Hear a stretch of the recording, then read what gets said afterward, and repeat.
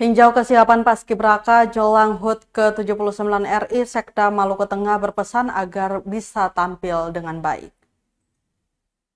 Penjabat Sekretaris Daerah atau Sekda Kabupaten Maluku Tengah, Jauhari Tuarita meninjau langsung sesi latihan pasukan pengibar bendera atau Paskibra tingkat kabupaten di lapangan Nusantara Maswahi Selasa 13 Agustus 2024.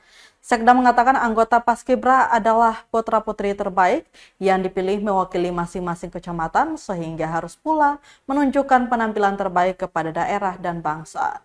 Jauhari yang juga mantan Paskibra tingkat Provinsi Maluku itu menjelaskan, biasanya menjelang tanggal 17 Agustus merupakan hari-hari yang penuh dengan ketegangan.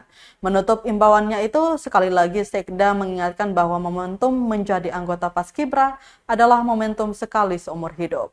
Untuk itu Sekda mengajak semua Paskibra termasuk pasukan gabungan dari TNI Polri agar menjadikan momentum itu sebagai dedikasi untuk menghormati peran Soekarno-Hatta sebagai Bapak Proklamasi. Ulangi lagi apa yang pernah saya sampaikan ketika pembukaan diklat. Kalian adalah 42 putra putri terbaik, anak-anak bangsa yang terbaik di Kabupaten Maluku. Kalian harus menunjukkan bahwa sebagai putra putri terbaik Kabupaten Maluku Tengah. Download Tribun X sekarang, menghadirkan lokal menjadi Indonesia.